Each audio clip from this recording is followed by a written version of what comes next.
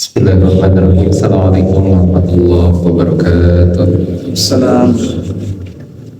Innal hamdalillah nahmaduhu wa nasta'inuhu wa nastaghfiruh wa na'udzu billahi min shururi anfusina wa min sayyiati a'malina. May yahdihillahu fala mudilla lahu wa man yudlilhu fala hadiya lahu. Asyhadu an la ilaha illallah wahdahu la syarika lahu wa asyhadu anna Muhammadan 'abduhu wa rasuluhu alladzi la nabiyya ba'dahu. Qala Allah Ta'ala fi kitabihil karim wa huwa asdaqul qailin wa biqaulihi yahtadil muhtadun. A'udzu billahi minasy syaithanir rajim. Bismillahirrahmanirrahim. Yas'alunaka 'anis sa'ah qul innama 'ilmuha 'indallah wa ma yudrika la'alla as-sa'ata takunu qariban. Al-ayat sadaqallahul azim, asadaqa rasulun nabiyyul karim, wa nahnu 'ala dzalika minasyahidin wasyakirin, amma ba'd. Ikhwan wa akhwat rahimakumullah, alhamdulillah, puji syukur selalu terucap kepada Tuhan kita, yaitu Allah Subhanahu wa taala, yang dimana telah memberikan kita lagi dan lagi nikmat, menjadikan kedua tangan kita sanggup untuk melaksanakan ibadah salat subuh, menjadikan kedua kaki kita sanggup untuk melangkah ke Masjid Hidayatul Ummah, menjadikan badan kita sanggup untuk melaksanakan sahur dan kemudian ibadah puasa di bulan Ramadan ini. Kemudian salawat serta salam selalu tercurah limpahkan kepada junjungan kita Nabi besar Muhammad sallallahu alaihi wasallam. Insyaallah pada kesempatan kali ini saya akan melanjutkan hadis arba'in yang kedua. Kalau di pertemuan kemarin, pertemuan pertama membahas tentang dua kalimat syahadat Islam. Untuk yang kedua ada di rukun iman. Kemudian kali ini saya akan melanjutkan hadis arba'in yang kedua, dan ini adalah poin yang terakhir, yaitu tentang ihsan, kemudian hari akhir.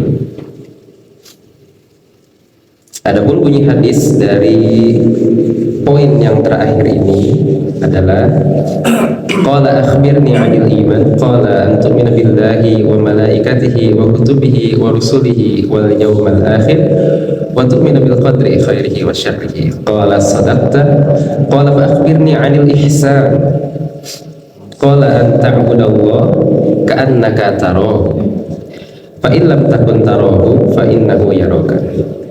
Fa akhbirni 'anis sa'ah qala mal mas'ulu bi'a'lama minas sa'il qala fa akhbirni 'an amaratiha qala an tarinal ummah rabbataha wa an taral huffata al-'urada al-'ala ri'a as-sa'i yatatawaluna fil bunyan summa an intalaqa falabista mulia thumma qala ya Umar anzir manis sa'il qultu Allah wa rasuluhu a'lam qala fa innahu Jibril innakum yu'allimukum dinakum rawahu Muslim. Kemudian terjemahannya, orang itu adalah malaikat Jibril, orang yang berpakaian sangat putih kemudian rambutnya sangat hitam itu bertanya lagi kepada Rasulullah SAW, beritahukan kepadaku tentang ihsan. Kemudian Rasulullah SAW menjawab, engkau beribadah kepada Allah seakan-akan engkau melihatnya.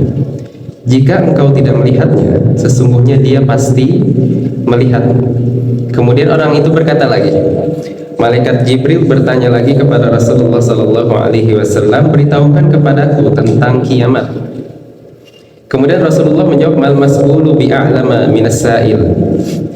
Yang ditanya tidak lebih tahu dari yang ditanya, karena Rasulullah sudah tahu bahwa di situ adalah malaikat Jibril yang menanyakan perihal itu kepada Rasul.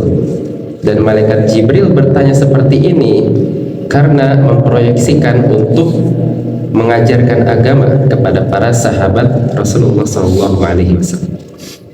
Kemudian akhirnya Rasulullah pun menjawab, karena setelah itu malaikat Jibril ditanya lagi, malaikat Jibril menanyakan lagi, kalau begitu beritahukan kepadaku tentang tanda-tanda kiamat. Kemudian Rasul menjawab, jika seorang budak wanita melahirkan majikannya. Kemudian jika engkau melihat orang-orang yang tidak beralas kaki, tidak berbaju, miskin dan penggembala kambing berlomba-lomba dalam mendirikan dan meninggikan bangunannya. Kemudian orang tadi pergi. Orang yang menanyakan kepada Rasul itu pergi. Aku tetap tinggal beberapa lama. Kemudian Rasulullah Shallallahu Alaihi Wasallam berkata kepadaku, wahai Umar, tidakkah engkau tahu yang bertanya itu siapa? Kemudian Umar pun menjawab, Allah dan Rasulnya lebih mengetahui. Rasulullah Shallallahu Alaihi Wasallam berkata, Innahu Jibril, ia adalah Jibril. Dia datang untuk mengajarkan kepadamu tentang agama.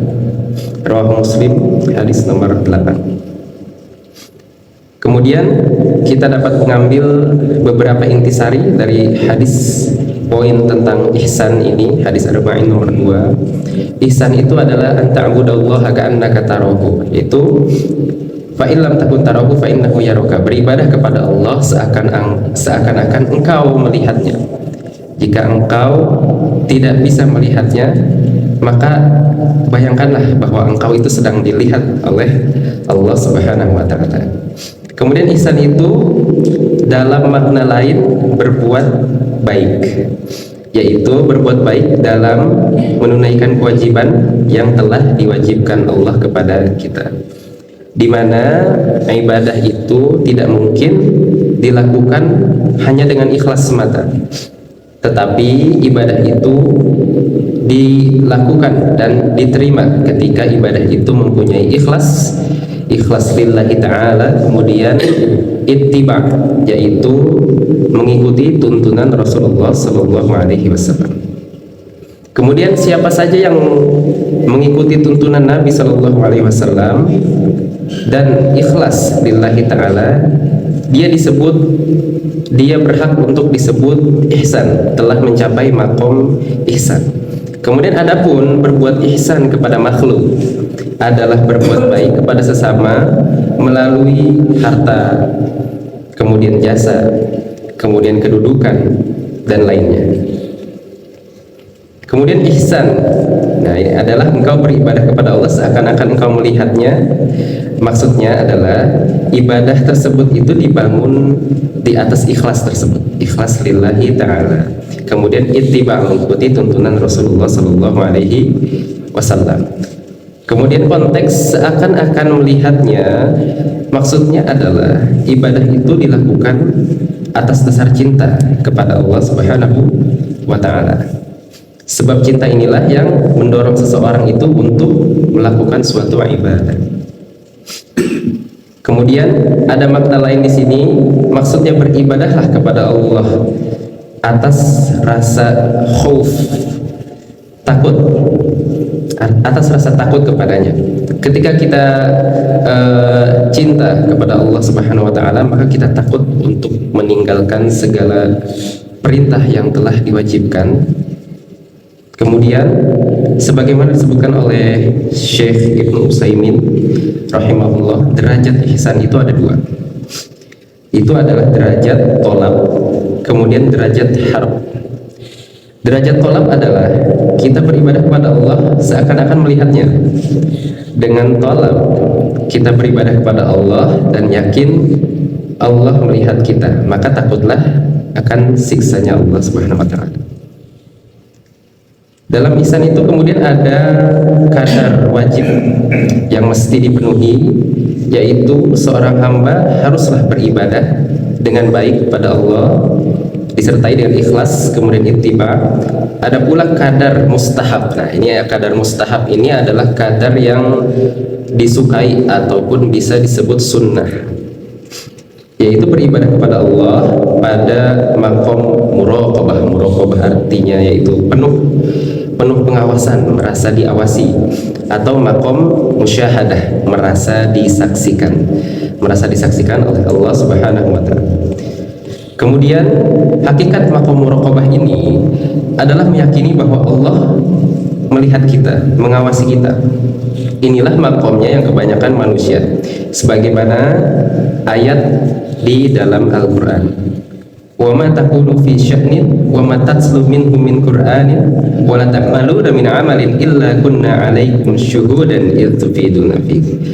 Kamu tidak berada dalam suatu keadaan dan tidak membaca suatu ayat dari Al-Quran, kemudian kamu tidak mengerjakan suatu pekerjaan, melainkan kami menjadi saksi atasmu di waktu kamu melakukannya. Quran Surat Yunus ayat ke-61.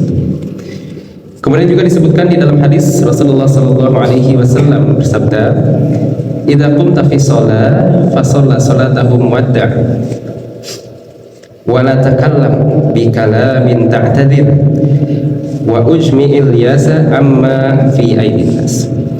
Rasulullah SAW bersabda, jika engkau sholat, maka kerjakanlah seperti sholat orang yang akan berpisah.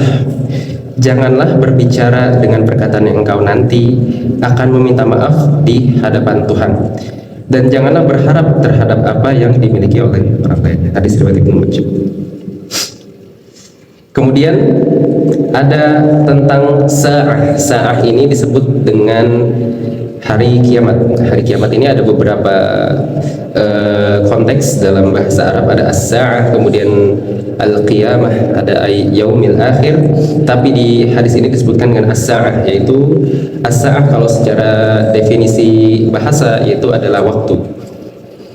As-sa'ah ini waktu di saat manusia berdiri keluar dari kubur menghadap Rabbul Alamin, yaitu ketika hari berbangkit. Disebut as-sa'ah karena memang kiamat itu musibah yang besar, seperti disebutkan dalam ayat ya ayuhan nasu taqu rabbakum inna zalzalatis sa'ati syai'un 'adzim. Hai manusia, bertakwalah kepada Rabbmu, sesungguhnya kegoncangan hari kiamat itu adalah suatu kejadian yang sangatlah besar. Al-Hajj ayat 1. Kemudian ada poin selanjutnya, yaitu ilmu tentang hari kiamat. Kapan pastinya hari kiamat itu tidaklah ada yang tahu, hanyalah menjadi ilmu Allah. Kemudian Nabi SAW yang ditanya saja pun menjawab bahwa ia tidak lebih tahu dari yang bertanya. Mal mas'ulu bi'a'lama minas sa'il. Kemudian kiamat akan datang dengan melewati beberapa tanda-tanda terlebih dahulu. Ada tanda sugro, kemudian ada tanda kubro. Allah Subhanahu wa taala berfirman, "Fa hal yanzuruna illa as-sa'ata an ta'tiyahum baghtah faqad jaa'a asyratuha fa anna lahum idza ja'atuhum dzikrahum." Maka kemudian Allah berfirman, maka tidaklah yang mereka tunggu itu melainkan hanya hari kiamat, yaitu kedatangannya kepada mereka dengan tiba-tiba, karena sesungguhnya telah datang tanda-tandanya. Maka apakah faidahnya bagi mereka kesadaran mereka itu apabila kiamat sudah datang? Tidaklah berguna sama sekali. Quran Surat Muhammad ayat 18. Kemudian tanda kiamat yang disebutkan dalam hadis tersebut di dalam poin ihsan, yaitu seorang budak melahirkan majikannya. Nah, hal ini ada dua makna, yaitu semakin banyak perbudakan di akhir zaman, sehingga ada anak perempuan yang dilahirkan dari seorang budak dan anak perempuan itu merdeka, sedangkan budak wanita sebagai ibunya tetaplah menjadi budak. Kemudian semakin banyak anak yang durhaka di akhir zaman karena ada anak perempuan kemudian yang bertingkah laku sebagai seolah-olah ia adalah majikannya, kemudian ibunya diperlakukan sebagai budaknya, jadi selalu disuruh-suruh. Kemudian yang kedua yaitu orang yang tidak beralas kaki, tidak berbaju, miskin, dan penggembala kambing. Mereka berlomba-lomba untuk meninggikan, kemudian mendirikan bangunan. Artinya banyak orang yang dalam tanda kutip mungkin tidak mampu, tapi mereka tiba-tiba menjadi kaya. Kemudian mereka berlomba-lomba untuk meninggikan, kemudian mendirikan bangunan-bangunan yang sangat megah.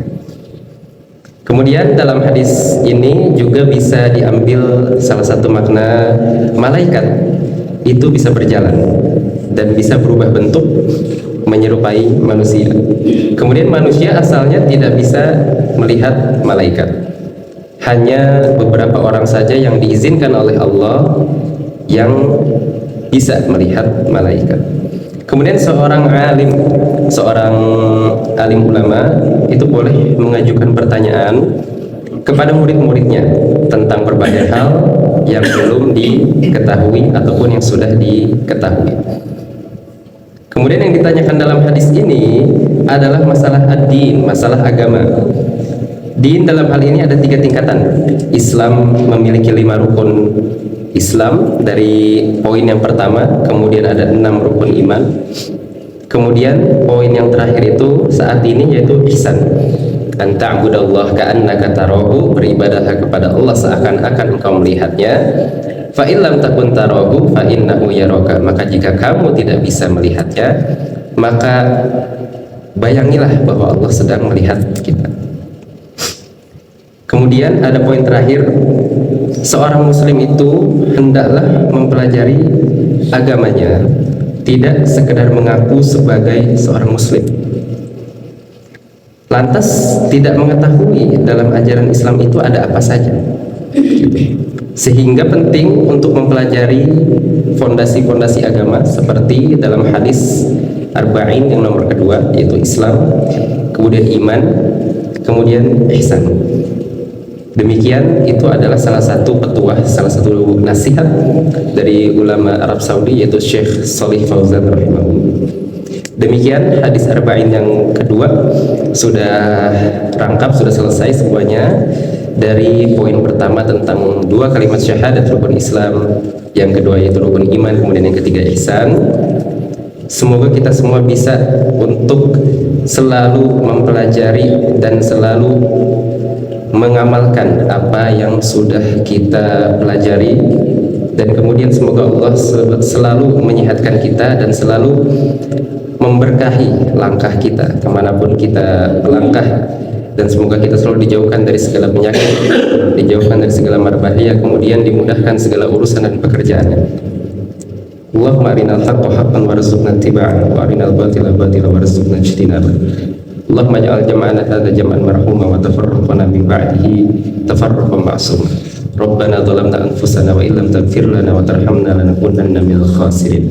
Rabbana atina fid dunya hasanah wa fil akhirati hasanah wa qina adzabannar. Da'wahum fiha subhanakallahumma wa tahiyyatuhum fiha salam wa akhiru da'wana alhamdulillahi rabbil alamin.